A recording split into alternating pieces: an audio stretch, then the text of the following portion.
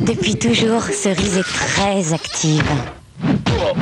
En grandissant, elle a découvert une banque active comme elle. Groupama Banque et son compte bancaire double action. 1. Son argent ne dort jamais car il est rémunéré dès le premier euro. 2. Cerise sur le gâteau. Elle bénéficie de réductions sur son nouveau contrat d'assurance. Compte bancaire double action. Votre argent rémunéré dès le premier euro. Des réductions sur votre nouveau contrat d'assurance. Groupama, donnons à la vie toutes ses chances.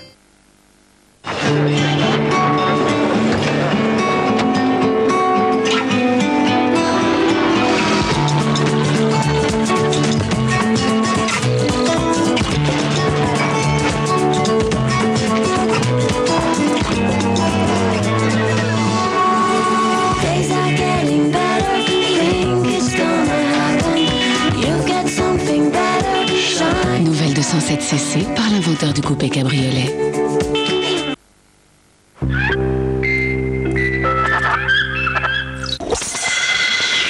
France 3 avec Cochonou vous donne rendez-vous.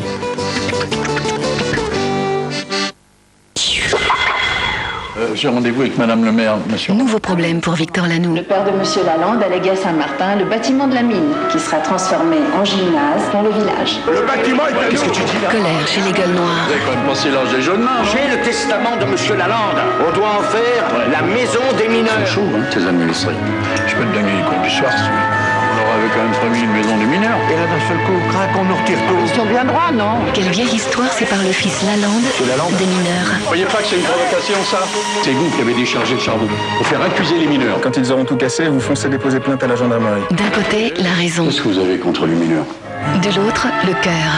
C'est tout Louis la brocante. Donc, deuxième leçon, Jeudi, rapprochement des corps constitués. à 20h55 sur France 3.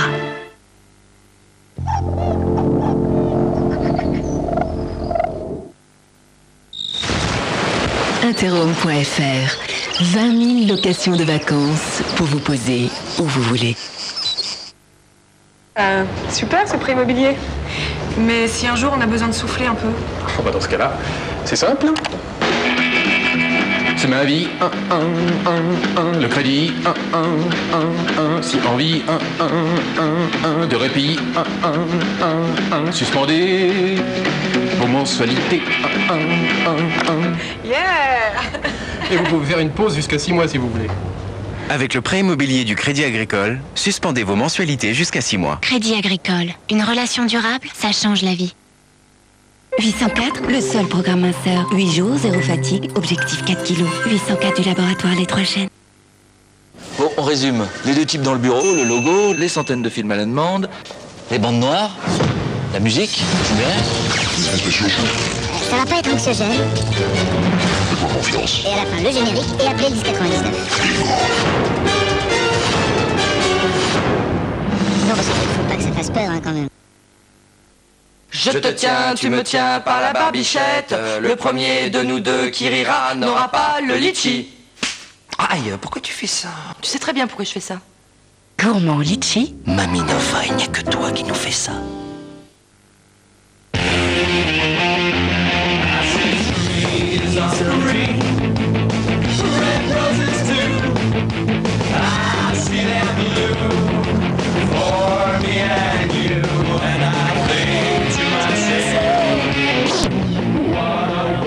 Nouveau Suzuki Grand Vitara. Envie de finesse? Découvrez Lindt double lait. Un onctueux cœur au lait dans le plus fin des chocolats au lait. Lindt double lait. Lindt, la passion de la finesse.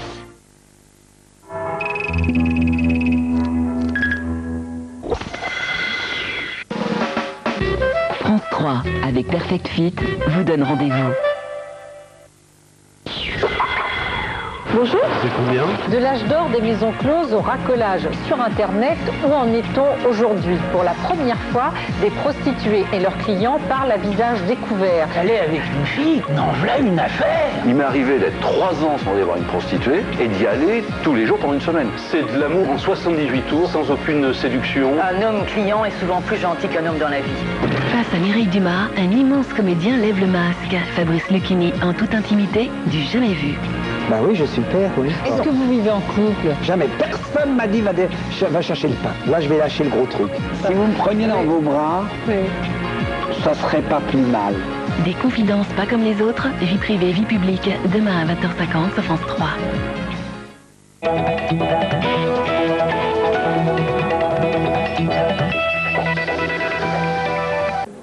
Un SOS lancé pour le Darfour par des personnalités réunies ce soir à Paris. Politiques, chanteurs, intellectuels, de gauche comme de droite, tous réunis pour demander au présidentiable d'agir. L'urgence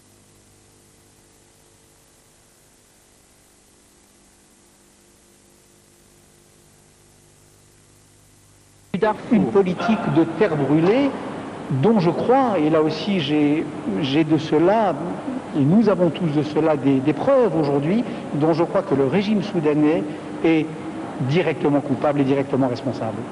Vous pensez que la France ne fait pas assez pression sur M. Béchir? Je pense que personne ne fait assez pression. Le Soudan est accusé par les Nations Unies de commettre des crimes de guerre et des crimes contre l'humanité au Darfour. 200 000 morts depuis 4 ans et plus de 2 millions de réfugiés. Une situation humanitaire catastrophique. Le régime soudanais refuse l'envoi de casques bleus qui pourraient protéger les civils. Ce soir, un message est envoyé aux politiques, mais aussi à l'opinion publique pour secouer l'indifférence. Il faut faire évoluer les choses. Alors il y a d'autres problèmes en France, et puis il y a les élections. Usons de ces élections pour essayer de protéger et de sauver ceux qui restent. Au Darfour, le seul espoir des victimes de la guerre civile repose sur la mobilisation de la communauté internationale. Jacques Chirac lance ce soir un appel à l'action. Aucun des candidats ne s'est encore engagé sur le Darfour.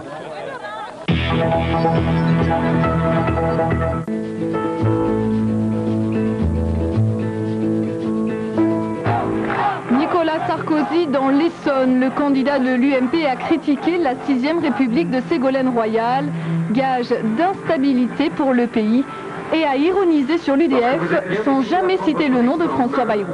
S'il est face à une dame au 2e tour, boum, il est de droite. S'il est face à un monsieur au 2e tour, boum, il est de gauche. Bain de foule plus populaire pour Ségolène Royal en visite à Pantin en Seine-Saint-Denis. Elle a défendu les services publics en insistant sur l'éducation nationale. La candidate socialiste a notamment dénoncé le décret de Robien qui prévoit l'allongement du temps de travail. Les décrets Robien seront supprimés. D'abord parce que ces décrets ont été élaborés sans concertation et je crois qu'il est temps d'en finir avec ces méthodes qui consistent à accabler l'éducation nationale. Il a convoqué la presse pour parler de la réforme des retraites, y compris des régimes spéciaux, une réforme qu'il veut soumettre au référendum. Mais il a répondu aussi à ceux qui l'accusent de ne pas avoir de majorité parlementaire en cas de victoire. Je suis persuadé que ma majorité est plus facile à trouver que la majorité des autres. Les autres sont en panne de majorité. À moins de faire une majorité avec le Front National pour l'un et avec l'extrême gauche pour l'autre. Mais avouez que ce serait drôlement plus incommode. Dans la nature, hein. Voilà. Ça vous dépayse, hein, les journalistes. Déplacement dans l'eau pour Philippe de Villiers. Au programme, visite chez un horticulteur. Le candidat du MPF s'en est pris une nouvelle fois aux 35 heures. Qu'est-ce qu'aimerait cet entrepreneur? Il aimerait ce que voudraient tous les entrepreneurs et tous les salariés, régler eux-mêmes le problème de la durée du travail, selon les saisons, selon les moments, et selon l'humeur des salariés également. Un événement rare, l'ensemble des syndicats de l'éducation nationale unis sous la même bannière. Unis pour demander le retrait d'un décret qui s'attaque à leur statut. Même le SNALC, syndicat plutôt à droite et mené par Bernard Kuntz, a appelé à manifester aujourd'hui. Les professeurs, pardonnez ma vulgarité, en ont marre des agressions permanentes à leur encontre. Ils en ont assez de ces réformes bouclées n'importe comment, sans concertation, qui se terminent toujours sur leur dos par des avantages en moins, du salaire en moins, du travail en plus, du mépris en plus. Dans les rangs des manifestants, quelques rares lycéens et des professeurs du secondaire essentiellement. Ceux-là sont très motivés. La situation est vraiment grave. C'est la première fois qu'on a à faire face à des problèmes aussi dramatiques. On s'adresse à tous les candidats à la présidentielle pour leur demander ce qu'ils comptent faire pour l'éducation nationale l'an prochain. Les trois principaux candidats à la présidentielle ont déjà fait savoir qu'ils reviendraient sur ce décret. Résultat, des rangs clairsemés, 1 millier de manifestants seulement à Paris. Pourtant, Gérard Askiri de la FSU veut maintenir la pression. Ah non, c'est pas un flop. Il faut surtout voir sur la journée et je dirais sur la semaine, sur ce qui se passe ces jours-ci. De même pour Bernard Boisseau, à la tête du SNES. 38% de grévistes en moyenne, 42% en lycée, 36% en collège. Donc nous, on considère qu'on a gagné notre pari. De son côté, le ministère dit n'avoir comptabilisé que 17% de professeurs grévistes. C'est l'histoire d'un homme qui s'est trompé de sortie sur l'autoroute A9. Rien que de très banal. Ce qu'il est moins, c'est que ce monsieur décide alors de rejoindre la sortie en prenant l'autoroute à contresens. Accrochez-vous, ces images sont incroyables. Lui, son but, c'est atteindre Montpellier Sud. Parce que vu qu'en France on roule à droite, lui, il veut rouler à droite. Donc, il va en profiter pour couper d'un seul trait, sans hésitation. Il coupe la circulation. Voilà, donc déjà lui il arrive à la vitesse de 110 km/h, un petit coup d'appel de phare parce qu'il a vu quand même qu'il y avait du danger, et notre véhicule notre usager en infraction, se met à contresens de l'autoroute. Et là on est au kilomètre 108, et là on est parti pour 7 km à contresens. L'adjudant Christophe Bounin de l'escadron de sécurité routière de l'Hérault en est encore tout retourné. Durant 7 km à 10 h du matin ce mardi 13 mars, la Ford Fiesta roule sur la file de droite de l'autoroute dans l'autre sens, sans provoquer d'accident, un miracle. Le Renault Espace est en train de doubler la camionnette qui est ici. Mais il voit le véhicule sur son truc, donc lui il saute sur ses freins, et on le voit, c'est-à-dire que d'une phase de dépassement, il se retrouve derrière, c'est-à-dire que lui il a échappé de peu. Voilà. Et ici, il décide de couper la circulation, je pense que c'est une Seat, il coupe la circulation de la Seat en voie médiane, et qui freine, et il tourne derrière le SMI, voilà. Et là, regardez, on a une chance incroyable, personne ne touche personne. Et voilà comment ce conducteur a rejoint sa sortie. Dépressif et sous médicaments, l'homme âgé de 53 ans est poursuivi par le parquet de Montpellier. Il risque de la prison pour mise en danger d'autrui.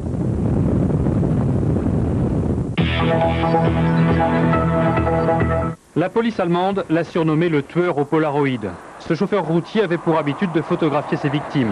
Volker Eckert, 48 ans, aurait commis son premier meurtre à l'âge de 15 ans. Arrêté en novembre dernier à Cologne, Eckert est désormais présenté par la justice allemande comme un tueur en série de prostituées. Ce conducteur de poids lourd a d'ores et déjà avoué avoir tué 5 jeunes femmes, alors qu'il est soupçonné d'avoir commis 19 meurtres ou tentatives d'homicide sur les routes d'Allemagne, d'Espagne et de France. Le 2 octobre dernier, le cadavre d'une prostituée polonaise, Agnieszka Boss, était découvert le long de la nationale entre Laon et Reims. À chaque fois, le même scénario se répétait, comme l'explique le procureur de la République de Reims, Marthe Simoncello. Il passe sur cette route de Laon, il s'arrête, il fait monter cette jeune femme à bord de son camion. À un moment donné, il l'étrangle, et puis il continue sa route, et c'est en arrivant vers Suippes qu'il abandonne le cadavre sur le bas-côté de la route.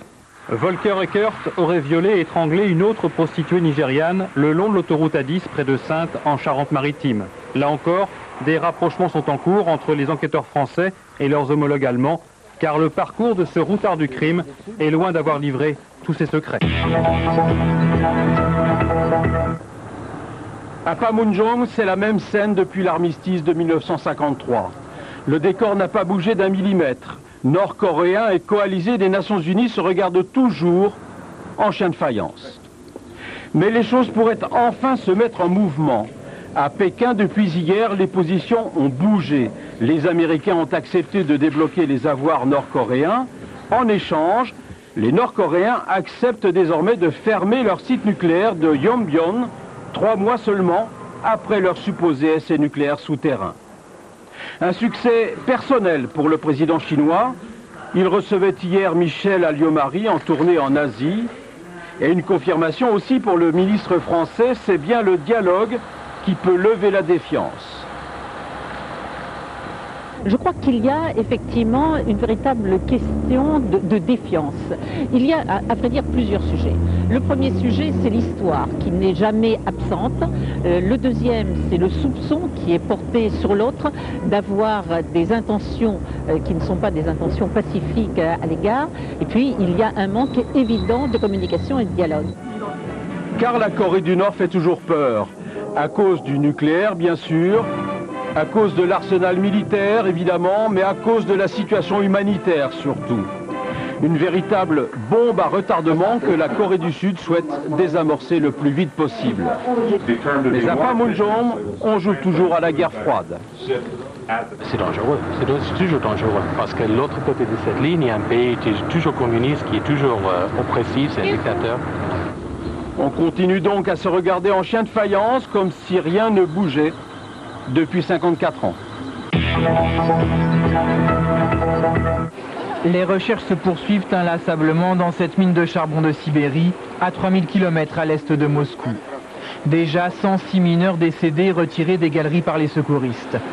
24 heures après un coup de grisou dévastateur, une épaisse fumée gêne toujours la progression des secours dans les boyaux de la mine, comme l'explique le ministre des situations d'urgence. Les recherches et le travail des secours sont toujours en cours. Nous avons maintenant atteint les sections les plus difficiles d'accès. Elles étaient complètement obstruées par les débris. À plusieurs dizaines de kilomètres de la mine, les familles ont été rassemblées. Devant la morgue, femmes, mères, proches ou collègues patientent dans le froid. D'autres restent prostrés jusqu'à ce que la terrible nouvelle tombe. Il est perdu, c'est tout. Il est mort. Mon père a travaillé là 30 ans. Moi-même, pendant 31 ans. Et mon fils, il y était depuis 7 ans. 7 ans. 93 mineurs ont pu être sauvés, 4 sont toujours introuvables.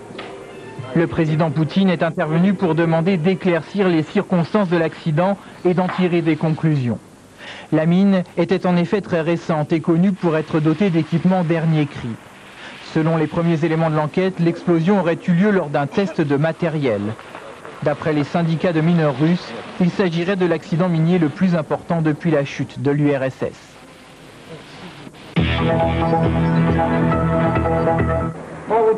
Aujourd'hui, le gouvernement s'est penché sur les problèmes d'emploi des seniors. Depuis la rentrée, Christian Levanti accompagne tous les jours son fils à l'école C'est Nouveau. L'été dernier, la filiale de logiciels dont il était le gérant était fermée. À 52 ans, Christian se retrouve au chômage. Ça me oblige à rester vigilant et à me réveiller à une heure décente et finalement je suis prêt.